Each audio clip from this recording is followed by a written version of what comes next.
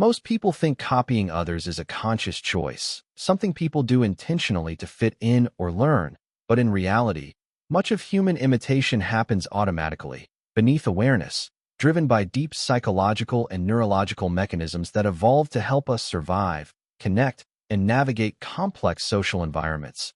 And this is why people often copy behavior without even realizing it. From small things like posture and tone of voice to larger patterns like habits, opinions, and even emotional responses, because the human brain is wired to synchronize with others. And one of the key systems behind this is often referred to as mirror neuron activity, where observing someone else's actions activates similar neural patterns in your own brain, essentially allowing you to simulate their behavior internally. And this simulation creates a natural tendency to align with what you observe, which is why when someone laughs, you feel the urge to laugh, or when someone speaks in a certain rhythm, your own speech begins to match it. And this process is not just about copying actions, it's about creating connection, because similarity signals safety, and safety increases trust. And from an evolutionary perspective, aligning with others in your group increased your chances of survival. So the brain developed a bias towards synchronization. And this is also why social environments have such a strong influence on behavior, because people tend to adopt the norms, attitudes, and habits of those around them, often without questioning them. And this brings us to another important mechanism, which is social proof, where individuals look to others to determine what is appropriate or correct behavior, especially in uncertain situations. Because if many people are doing something, the brain interprets it as a signal that it is likely safe or acceptable, reducing the need for independent evaluation. And this is why trends spread so quickly, why group behavior can shape individual decisions, and why people often conform to the actions of those around them even when they might not fully agree. And beyond social proof, there is also the role of identity, because people tend to imitate those they perceive as similar to themselves or those they aspire to be like.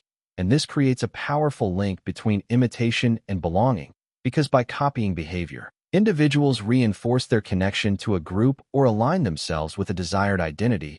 And this is why influencers, leaders, and high-status individuals often have a disproportionate impact on behavior, because people naturally look to them as reference points for how to act, speak, and present themselves. And another layer to this is emotional contagion, where emotions spread through groups in a similar way to behavior. So if someone is calm, it can make others feel calm. And if someone is anxious, that anxiety can spread. And this emotional alignment further reinforces behavioral imitation, creating a synchronized social dynamic where people influence each other continuously.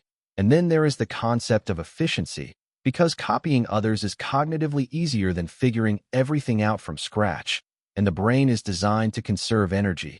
So when it sees a behavior that appears to work or is socially accepted, it often adopts it as a shortcut.